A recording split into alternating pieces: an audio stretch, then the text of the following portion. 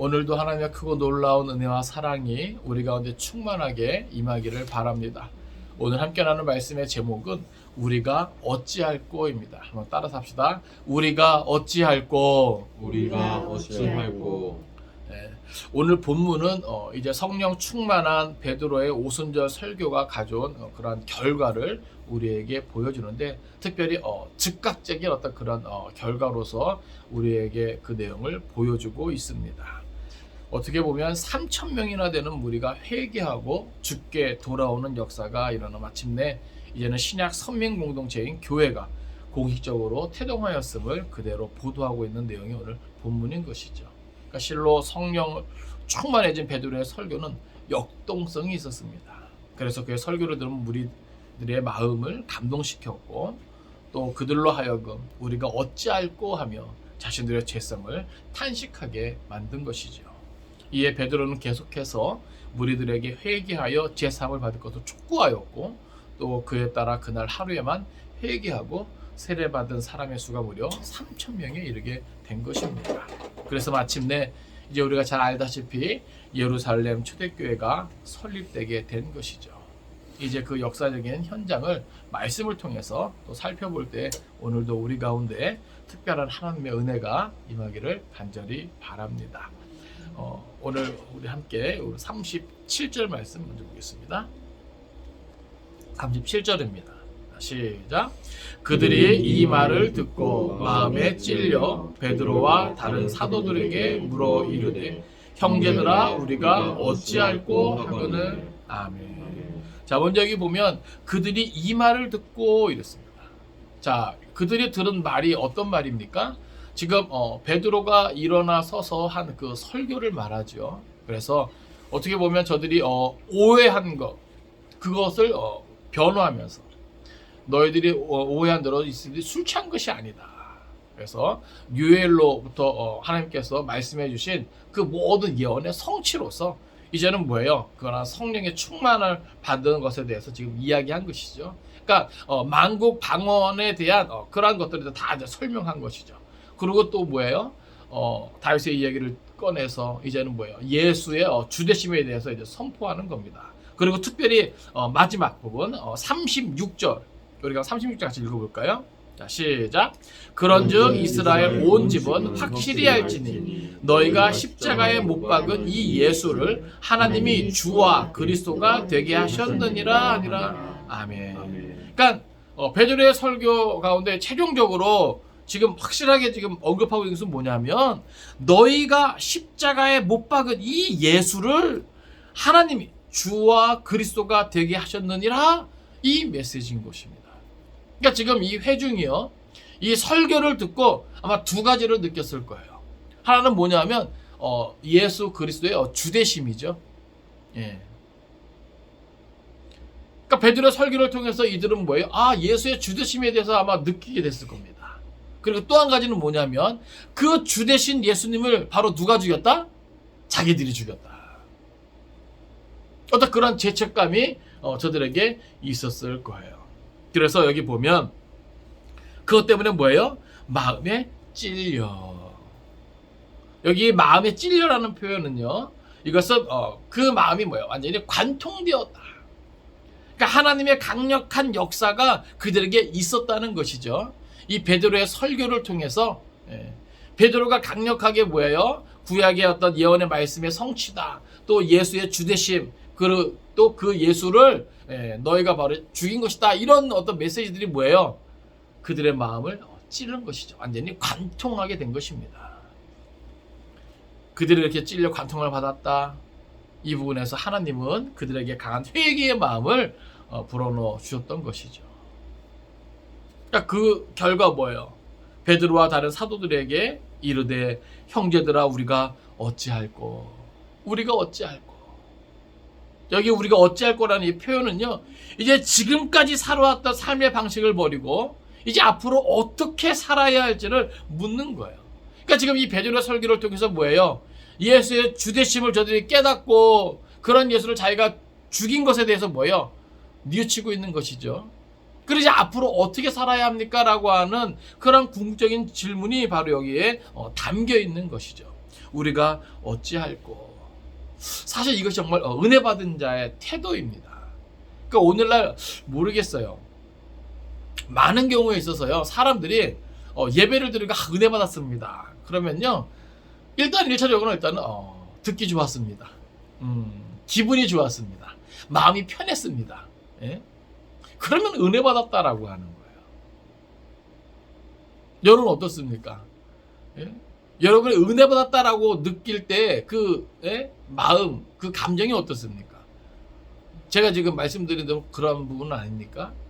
듣기 좋았다, 예? 기분이 좋았다, 마음이 편했다. 예? 근데 사실 은혜라고 하는 것은요, 우리가 이게 말씀을 듣고 은혜 받았다는 것은 어떻게 보면요, 이 복음의 진리를 제대로 깨닫게 되었다. 그 복음의 진리를 통해서 뭐예요? 나를 살펴볼 수 있게 되었다. 또 나의 죄됨을 깨닫게 되었다. 그래서 뭐예요? 그것이 여기 보면은 마음에 찔려. 사실 말씀 듣고 은혜 받다는 것은 이 말씀을 통해서 뭐예요? 내 마음이 찔림을 받아야 되는. 그러니까 이 말씀이 나를 관통할 수 있어야 되는 거예요. 그냥 단순히 귀에 듣기 좋고 내 기분이 좋아지고 내 마음이 편해지고, 그러나 그 말씀이 내 안에서 아무것도 못하고, 사실 이것은요, 엄밀히 말하면 은혜 받은 게 아니거든요. 은혜 받은 게 아니거든요.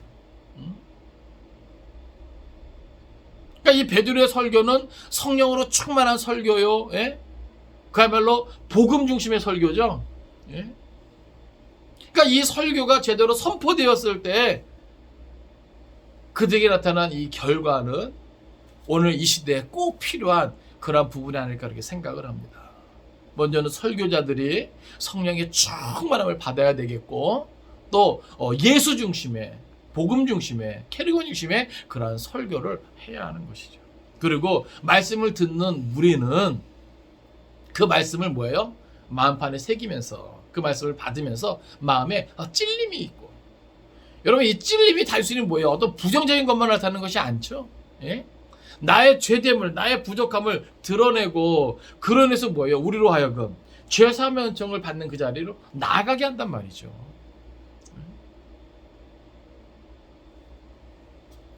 그러니까 오늘날 그냥 편한 설교, 기분이 좋아지는 설교, 내가 마음에 드는 설교, 이것만 하다 보니까 설교자들도 회중을 의식하고 회중의 입맛에 맞는 설교를 하다 보니까 정말 배가 산으로 가는 거예요.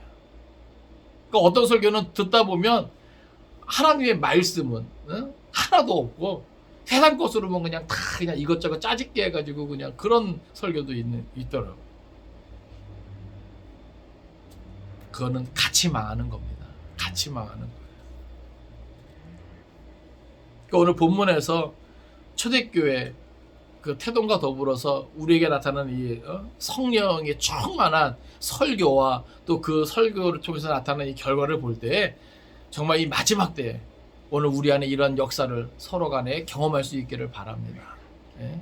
여러분 이것이 은혜예요. 이것이 은혜예요. 예? 우리가 왜 하나님의 말씀을 가까이 하고 왜 말씀을 잘 들어야 되는가? 사실은 뭐예요? 내가 하고 싶은 대로 내 기분 좋을 대로 이게 아니거든요. 혹 내가 말씀에 비추어서 무언가 잘못됐는가? 내가 잘못 생각하고 있는가? 예?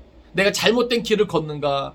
이것을 우리가 잘 살피고 그것을 통해서 내가 더 다듬어지기를, 예? 내가 더 성숙해지기를, 내가 하나님 보시기에 합당한 그런 모습으로 세워지기를 우리가 기대하면서 우리가 나와야 되는 거잖아요. 하나님도 그것을 우리에게 요구하시고, 거기서 이게 딱 맞아 떨어져서 우리가 하나님과 온전한 예수 그리스도 온전한 연합을 통해서 그 은혜를 우리가 누리는 거잖아요. 그러니까 성경을 우리가 읽고 말씀을 들으면서도 내가 듣기 좋은 것만, 내가 읽기 좋은 것만, 마음 편한 것만 생각하면요, 정말 불편한 말씀들이 얼마나 많습니까? 나를 향한 하나님의 뜻 가운데 내가 원치 않는 것이 얼마나 많겠어요. 그럴 때마다 아멘이 아니라 노멘 자꾸 성경을 멀리하고, 예배도 마찬가지고 설교 듣는 것도 마찬가지고. 그러니까 오늘날 수평이동하는 사람들이 많다 그래요. 자기 입맛에 맞는 설교 듣고 싶어서 뭔가 좀 불편하면은 옮기고 말해요. 그러니까 중요한 것은, 그러니까 사실 그게 말씀의 징조들이죠. 말씀이 변질되고 교회에 사람은 많이 모이지만 하나님께서 원하시는 것과는 상관없는 그런 모임이 돼버리면 그건 이미 뭐예요? 본질을 잃어버린 것이죠. 그러니까 오늘 우리 안에 이러한 역사가 나타나기를 정말 소망합니다. 여러분도 이러한 은혜를 사모할 수 있게 되기를 간절히 바랍니다. 무엇이요? 말씀을 통해서 이 말씀이 뭐예요? 나를 완전히 찌르게 되는, 나를 완전히 관통하게 되는 그 과정 가운데 뭐예요? 하나님께서 우리에게 허락해 주시는 은혜가 있는 거예요. 하나님의 뜻이 무엇인지, 다시 말해서 여기서 이 사람들은 뭘 깨닫는 거예요? 예수의 주되심에 대해서. 너희가 십자가에 못 박은 그 예수를 하나님이 주와 그리스도가 되게 하셨다라고 하는 것. 이 진리를 바로 깨달아 알게 된 것이고, 그리고 그로 말미암아 뭐예요? 자기들이 그 예수를 죽였다는 그 사실 때문에, 이 죄책감 때문에. 여러분, 이러한 역사가 있어야 되는 거예요. 그래서 말씀은요, 우리가 왜 말씀을 가까이 되냐면요, 이 말씀을 통해서 흐트러져 있는 내 모습을 뭐예요? 확인하는 거예요. 여러분, 오늘 다 여기 올 때 거울 보고 나오셨죠? 예? 그렇죠? 오늘 이 시대에 우리가 어떻게 스스로를 단장해야 되겠습니까? 말씀의 거울을 통해서 나를 비추어 보고 우리가 단장을 해야 되는 거예요. 하나님이 기뻐하시는 모습으로 나를 더 다듬어 가꾸어야 되는 것이죠. 그러니까 오늘 이 본문에서 이것을 보여주고 있는 거예요. 38절입니다. 자, 시작. 베드로가 이르되 너희가 회개하여 각각 예수 그리스도의 이름으로 세례를 받고 죄 사함을 받으라. 그리하면 성령의 선물을 받으리니. 아멘. 자, 이렇게. 자, 이제 우리가 어떻게 살아야 됩니까? 베드로의 설교를 통해서 성령 충만한 이 베드로의 설교를 통해서 그들의 마음에 찔렸어요. 완전히 관통되었어요. 그 안에 하나님의 역사가 있었습니다. 그래서 자기의 잘못을 뉘우치면서 우리가 어찌할꼬 이렇게 묻는 이들에게 베드로는 다시 한번 힘있게 말합니다. 너희가 회개하여 각각 예수 그리스도의 이름으로 세례를 받고 죄사함을 받으라. 그리하면 성령의 선물을 받으리니. 자, 먼저 여기가 번역이 조금 좀 뭐랄까요? 부족하다 그럴까요? 여기 원어를 보면 이게 마치 조건으로 되어 있는 것 같아요. 그래서 여기 회개하고 또 세례받고 죄사를 받고 그러면 그리하면이니까 그러면 성령을 선물 받는다. 이게 아닙니다. 다 원어를 보면 이것은요 카이 그리고라고 하는 이렇게 연결되어 있는 거예요. 그러니까 이게 다 뭐예요? 각각 뭐예요? 동등하게. 그래서 회개와 또 세례와 죄사함과 성령. 그러니까 이것은 각각 뭐예요? 독자적으로 우리에게 주어질 수 있는 은혜입니다.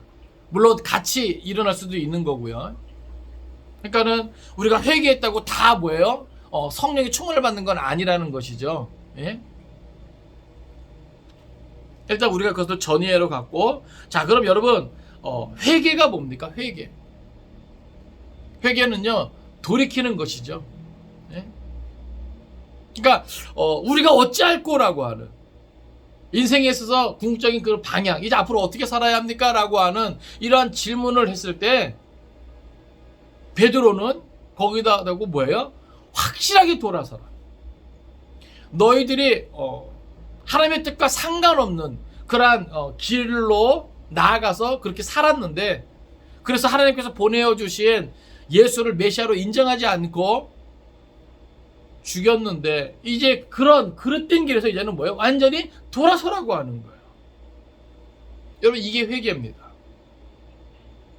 그러니까 하나님은요 지금도요 하나님의 백성들이요 철저하게 그러한 죄에서 돌아서기를 원해요. 예? 그러니까 예수 잘 믿는다는 것은 하나님이 기뻐하시지 않는 그러한 죄인의 길에서 뭐예요? 자꾸 돌아서는 겁니다. 예? 돌아서는 거예요. 이러면 안 되는데 이러면 안 되는데 하면서도 뭐예요? 모든 정욕은 자꾸 우리로 하여금 하나님의 기뻐하시지 않는 죄의 길에 나아가게 하잖아요. 그러나 하나님의 말씀은, 성령의 인도하심은 우리로 하여금 뭐예요? 자꾸 거기서 돌아서게 하는 거예요. 오늘 저와 여러분의 삶 가운데 이러한 돌아서는 이러한 것들이 분명하게 있기를 바랍니다. 이것은 하나님이 요구하시는 것이고 앞으로도 계속해서 요구하시는 거예요. 죄의 길에서 이것이 아니다 싶으면요, 말씀을 통해서 깨닫고 성령을 통해 깨닫게 될 때 우리는 뭐예요? 즉각적으로 회개하면서 돌아서야 하는 거예요. 그리고 여기 보니까 각각 하나님과 일대일 관계 속에서 각각 모두 다 이걸 포함하는 거예요. 예수 그리스도의 이름으로 세례를 받고, 그러니까 회개는 돌아서는 것이고 죄에서 돌아서는 것이고, 세례는 그리스도와의 연합을 말합니다. 그러니까 저도 이제 세례 교육할 때 뭐랄까 우리가 다 이제 침례를 해야 되지만 약식 세례로 이제 지금은 하잖아요, 사정상.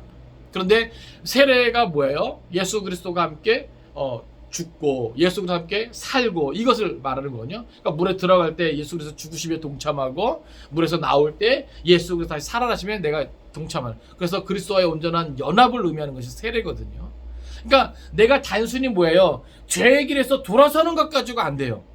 왜요? 그냥 돌아서면요, 돌아서는 것에서 그치면요, 언제든지 그 죄의 유혹이 있을 때 정욕에 이끌려서 다시금 뭐예요? 다시 또 그 길로 갈 수 있거든요.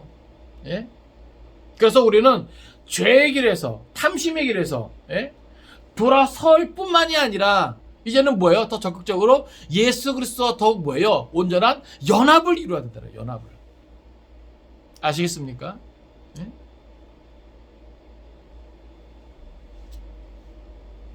그리고 여기 보면 죄사함을 받으라. 그리고 뭐예요? 죄사함을 받는 거죠. 여기 죄사함은요, 마치 뭐예요? 동에서 서가 먼 것 같이 하나님은 약속해 주셨어요. 예수 그리스도 안에서 뭐예요? 우리의 죄를 다 없이 여겨주신다고. 사실 그것 때문에 우리가 뭐예요? 의로운 존재가 아니지만, 의롭다 여길 것이 하나도 없지만, 그럼에도 불구하고 뭐예요? 예수 그리스도 안에서 의인이라 인정받는 거예요.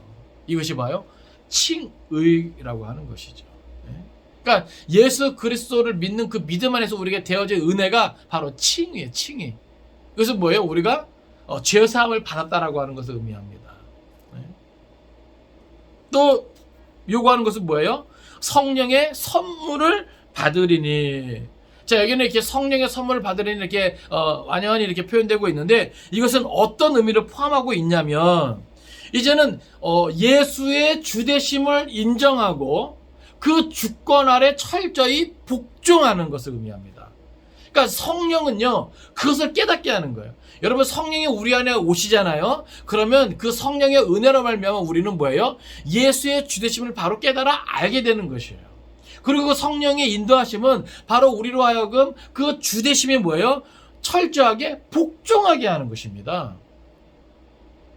그러니까 이런 사람이야말로 뭐예요? 예수의 사람이 되는 거죠. 그냥 입술로만 믿습니다 한다고 예수 사람이 되는 게 아니에요. 예? 자, 네 가지 뭐예요? 먼저는 회개해야 되는 거예요. 그리고 뭐 해야 돼요? 세례 받아야 되는 거예요. 그리고 뭐예요? 죄사함의 은총을 받고요. 그리고 성령 받는 것입니다. 성령 받는 것은 뭐까지 포함되는 거예요? 성령의 그 은혜로 말미암아 예수의 주되심을 더욱 깨달아 알고 그 모든 주권 아래 철저하게 뭐예요? 나를 낮추고 복종하는 것까지 들어가는 거예요. 그러니까 성령 충만한 상태로 여러분들 기억해 보세요. 그때는요, 내가 하나님의 말씀에 토달지 않습니다. 이런 거 재지 않습니다. 예? 이런저런 조건, 이런저런 상황 하나님 앞에 내밀지 않습니다.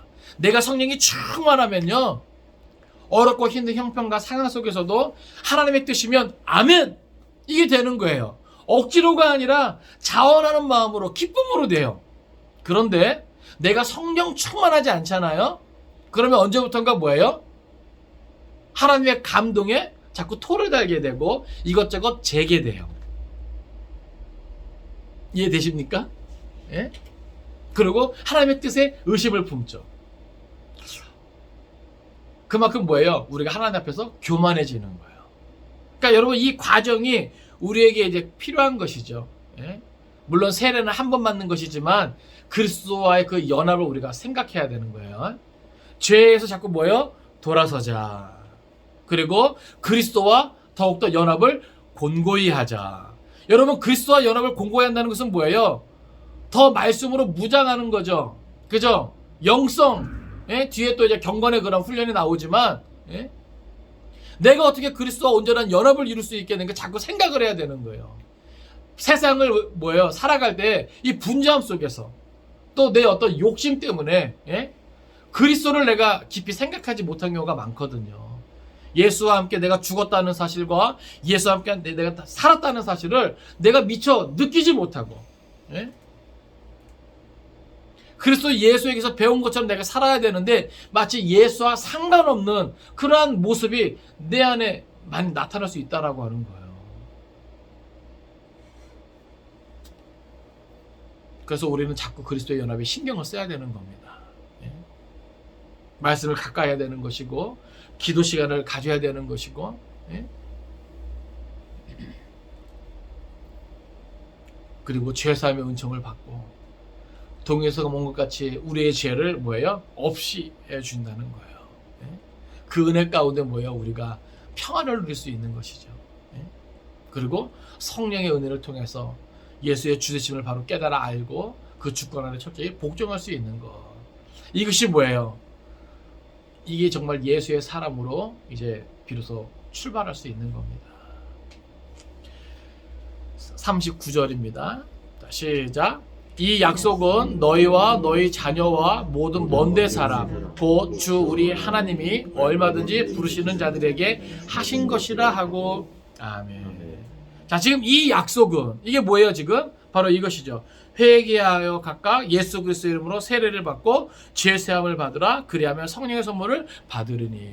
그러니까 한 사람이 죄인의 자리에서 의인의 자리로 옮겨지면서 예수의 생명으로 살아갈 수 있는 이 약속을 말하는 거죠.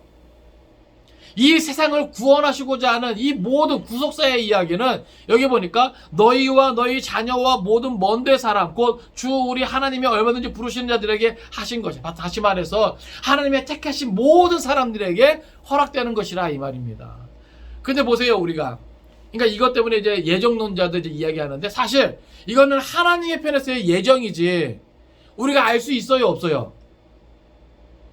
누가 이 약속을 받는 것으로 예정된 건지 알아요, 몰라요? 모르잖아요. 이건 신비거든요. 네? 그러니까 오늘 우리는 뭐예요? 우리에게 주어진 그 모든 은혜 안에서 그냥 최선을 다하면 되는 거예요. 네? 하나님의 이러한 약속이 우리에게 주어졌다는 사실을 기억하고, 네? 이 약속이 우리의 삶 가운데, 우리의 인생 가운데 이루어지기를 소망하면서 그렇게 살면 되는 거예요. 40절입니다. 시작. 또 여러 말로 확증하며 권하여 이르되 너희가 이 패역한 세대에서 구원을 받으라 하니. 아멘. 자, 여기 보니까 이것으로 끝난 게 아니에요. 예? 여기 보니까 또 여러 말로 확증하며 권했다 이렇게 표현하고 있습니다. 이것은 뭐예요? 그만큼 베드로가 수고했다라고 하는 거예요. 저들을 위해서 최선을 다했다라고 하는 겁니다. 이미 저들은 뭐예요? 성령 충만한 베드로의 설교를 통해서 그 마음에 찔림을 받고 그 말씀에 관통되었죠. 그리고 베드로가 그 다음에 어떻게 해야 될지를 분명히 이야기했어요. 하나님의 약속이 반드시 이루어질 것이다. 거기서 끝난 것이 아니에요. 그렇죠? 거듭해서 여러 말로 확증하며 권했다라고 하는 것이죠. 어떤 것을 권합니까? 너희가 이 패역한 세대에서 구원을 받으라.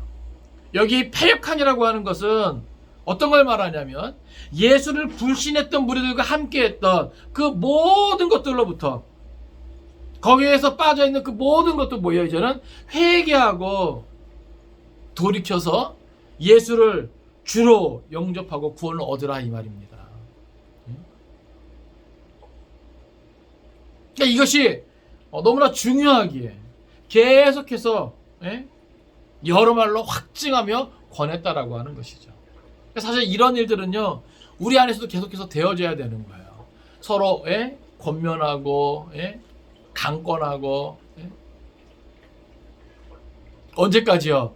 패역한 세대에서 구원받기까지, 예수를 믿지 않는 그 모든 불신앙의 모습에서, 죄된 모습에서 돌이켜 이제는 뭐예요? 예수 안에서 생명을 얻고 그 생명을 누리고 살아갈 때까지 계속해서 이런 수고가 뭐예요? 우리 안에 있어야 될 것입니다.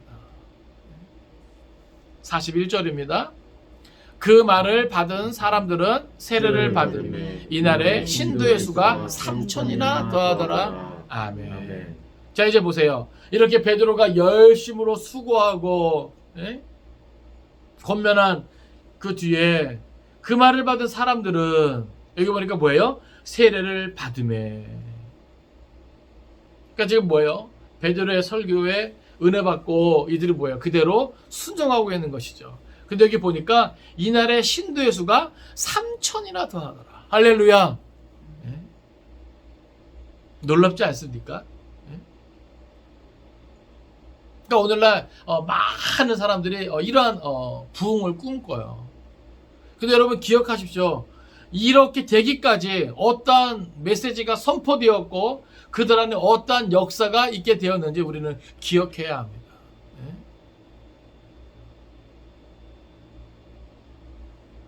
베드로의 메시지의 중심은 회개에 있는 것이죠.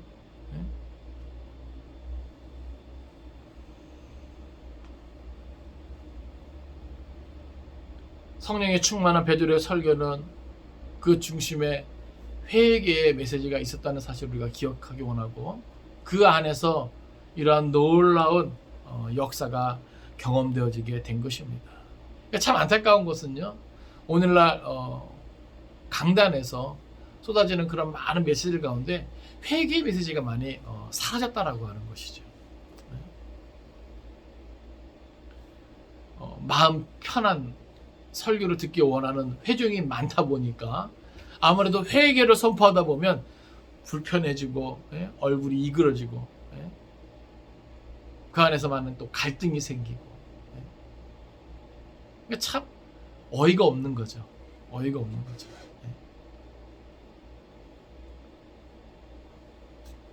그러니까 이러한 부흥은 회개 메시지와 더불어 회개의 역사가 나타날 때 이런 것들을 경험할 수 있는 거예요. 42절입니다. 그들이 사도의 가르침을 받아 서로 교제하고 떡을 떼며 오로지 기도하기를 힘쓰니라. 자, 보세요. 이제 이러한 결과로 지금 나타나는 이 모습들을 보세요. 그제 이렇게 세례받고 그 수가 이제 3천이나 이제 더해졌는데 이것이 이제 뭐예요? 예루살렘 교회가 이제 이렇게 해서 형성된 것이죠. 근데 그들 안에 이제 어떠한 모습이 계속해서 이제 힘써졌는가? 여기 보면은 그들이 힘쓰니라 이게 다 이제 되는 거예요. 여기 보면 그들이 힘쓰니라. 자, 무엇을 힘써요? 여기 보니까 가르침을 받기에 힘썼다는 거예요. 그리고 또 여기 보니까 교제하는 데 힘을 썼다는 거예요. 그리고 또 여기 보니까 떡을 떼는 것에 힘을 썼다는 거예요. 그리고 기도하기를 힘썼다는 겁니다. 이 네 가지 모두를 힘썼다는 거예요. 그러니까 여기 우리 번역성경으로 보면은 그냥 오직 기도하기를 힘쓰니라에 적용되는 것 같아요. 그죠? 그러나 원어를 보면 이것은 다 뭐예요? 그리고. 그래서 먼저 저들이 무엇을 힘썼다고요? 가르침을 받는 것을 힘썼다는 거예요. 그러니까 목회는요 사실 이 가르치고 배우는 일이 계속해서 일어나야 됩니다. 그러니까 내가 한번 배운 것으로 끝나는 것이 아니라 계속해서 가르치고 배우는 일이 교회 안에 있어져야 돼요. 이것을 계속해서 힘써야 되는 것입니다. 그러니까 신앙훈련은요 뭐 어떤 자꾸 막 새로운 것들을 추구하는 것이 아니라 반복적인 훈련. 학생들 공부할 때도 제일 중요한 게 반복학습인데 신앙도 마찬가지인 것 같아요. 신앙도. 여러분 하나님이 왜 이스라엘 백성들에게 그래도 1년에 3번 절기를 지키고서 왜 명하신 것 같습니까? 그래서 이제 저들에게 뭐 최소한의 반복적인 훈련이죠. 반복적인. 그 절기를 통해서 저들은 무엇을 해야 돼요? 하나님을 기억해야 하는 것이죠. 마찬가지예요. 오늘날 교회 안에서 되어지는 모든 가르침과 배움의 시간을 통해서 우리는 뭐예요? 하나님을 기억하는 거예요. 하나님을 기억하는 거예요. 근데 어떤 사람들은 자꾸 막 너무 새로운 것만 추구하다 보니까 말씀 이외에 막 다른 것을 막, 예? 그러다 보니까 뭐예요? 막 신천지 같은 이단도 빠지는 거예요. 왜? 너무 무리하게, 예? 여러분 이 성경 66권을 그냥 반복적으로 계속해서 가르치고 배우고, 예? 이 말씀이 내 삶 가운데, 예? 잊혀질만 하면 또 배우고 또 배우고 또 배우고, 예? 이런 역사를 통해서 우리 모두가 다 뭐예요? 이 말씀을, 예? 끝까지 잘 간직해야 되는 거예요. 근데 누가 그랬어요? 이 예루살렘 교회 성도들이 그랬어요. 그들이 사도의 가르침을 받는 것에 아주 힘을 썼다는 거예요. 힘을 썼다는 거예요.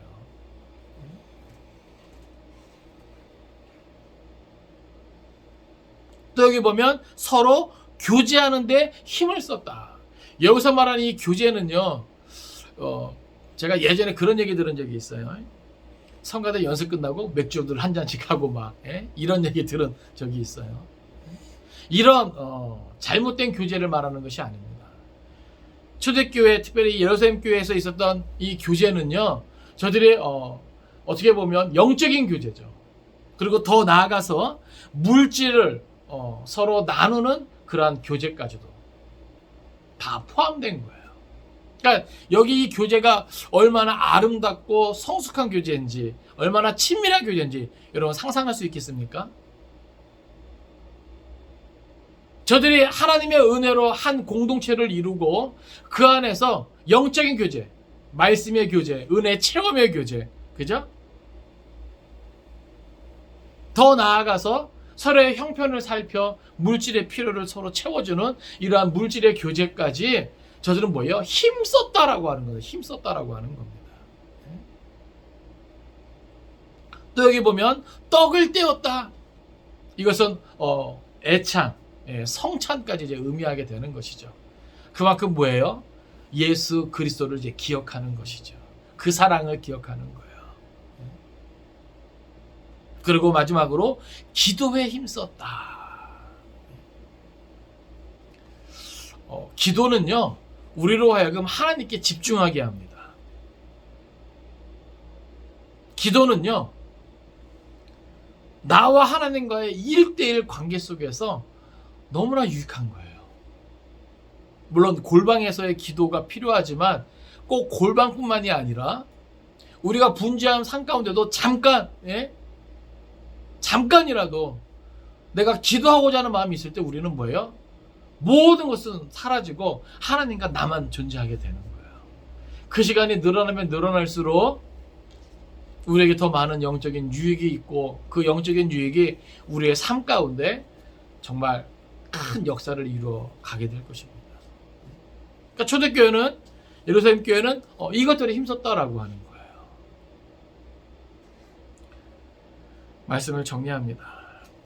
사랑하는 성도 여러분, 오늘 베드로가 성령이 충만한 가운데 그 무리들 앞에서 설교를 한 그 결과로서 우리가 어찌할 거라고 하는 이러한 반응이 나오게 되었습니다. 이것은 그들의 잘못을 뉘우치고 또 그들이 앞으로 이제 어떻게 살아갈 것인가라고 하는 그러한 질문인데, 베드로는 거기에 대해서 다시 한번 회개하고 세례받고 제사받고 또 성령 받을 것을 말합니다. 그리고 그들이 계속해서 그러한 베드로의 권면을 통해서 이제는 그들이 순종하면서 세례받고 그 안에서 가르침을 받는 것과 또 교제하는 것과 떡을 떼는 것과 기도하는 것을 힘쓰게 되는 것을 보게 됩니다. 오늘 이 시대에 필요한 그러한 모습이 아닐까 그렇게 생각을 해봐요. 사랑하는 성도 여러분, 오늘 우리도 불신자들에게 주의 복음을 전할 때 이러한 마음과 자세로 할 수 있기를 바라고, 또 영혼을 구원하는 일에 있어서 참 많은 수고가 필요한 것을 우리가 기억할 수 있기를 원합니다. 그리고 성령을 의지한 말씀의 선포가 이런 놀라운 회개의 역사를 나타내는 것을 우리가 기억하면서 여러분 저를 위해 이렇게 기도해 주시기 바랍니다. 성령이 충만한 그런 말씀 선포가 있기를 바라고, 또 선포되어지는 이러한 메시지를 통해서 또 많은 회개의 역사가 나타날 수 있도록 위해서 기도해 주시기 바랍니다. 여러분, 이러한 부흥을 우리가 경험하기를 사모해야 되는 거예요. 주님 다시 오시기까지 우리가 이 은혜를 사모하면서 또 이렇게 초대교회 성도들이 그렇게 경건 생활에 전념하는 이 모습이 오늘 우리의 모습 되기를 원합니다. 그럴 때 하나님 우리를 기뻐하시고 우리를 더욱 든든히 세우실 줄로 믿습니다. 기도하겠습니다.